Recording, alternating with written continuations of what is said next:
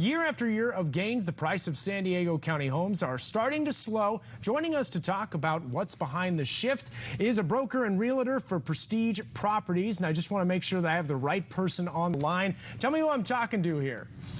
My name's Tiffany Torgan. Hi, Tiffany. That's who I thought it was. I just wanted to make sure before I guessed the name and it was the wrong name. So thank you so much for being here. We sure appreciate your time. Absolutely, no problem. So what drove prices so high in the first place here in San Diego County?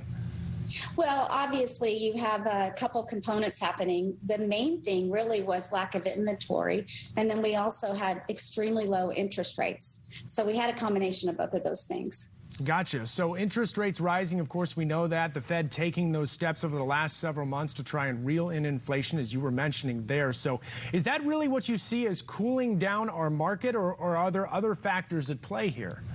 Well, I mean, we've really seen a big market shift, I would say probably within just the last 90 days.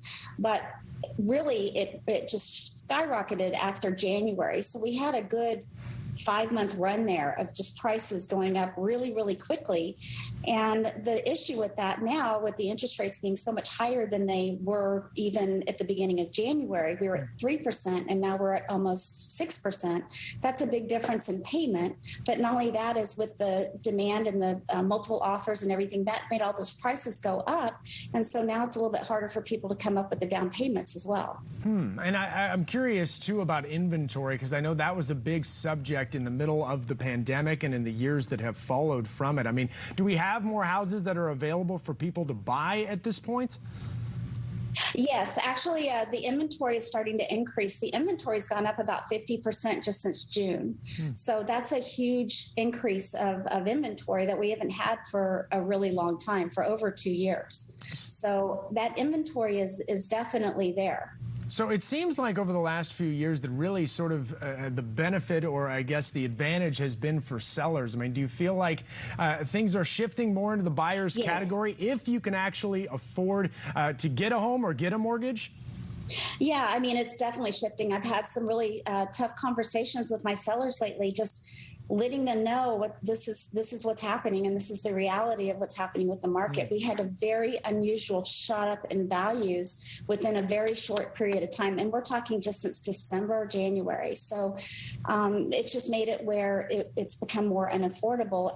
And so those sellers are going to have to adjust their mindset back to maybe a year ago and take a look at where the prices were a year ago and say, okay, you know what, we're going to have to make it where it's affordable for the buyers. Do you find that with sellers, I mean, are they extremely disappointed that they didn't sell their home earlier, that they didn't jump at the opportunity when these prices were so high? I mean, how do you sort of talk them off that ledge, I guess, and let them know that, you know, the opportunity will come around where your property will sell, maybe not for as much as you thought, or perhaps if you wait, that the market will shift again and you'll have an opportunity to sell for a high dollar?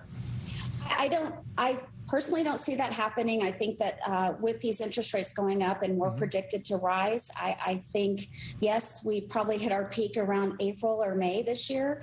But the good news is we're so much higher than we were even this time last year. So there's still a lot of new equity, a lot of equity growth in all of our homes that have happened in the last year. So what I'm trying to show my sellers is that, look, this is what it might have been priced. This is what it was worth maybe in November or October. And now we got to go back and adjust for that, because it definitely has changed. And those rates going higher, prices going up, it just made the affordability a lot tougher for people. No doubt about it. Let's talk about buyers here before I let you go. I mean, obviously, I think a lot of people out there, they might feel discouraged, like they can't get into a home right now because of where interest rates have gone. What's your, I guess, encouragement to them of how they can still make their dreams happen in this particular time?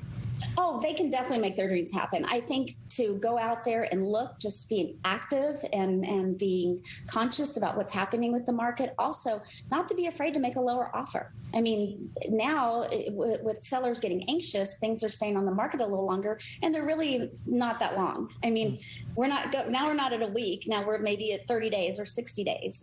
It's still not awful, and the buyers are out there.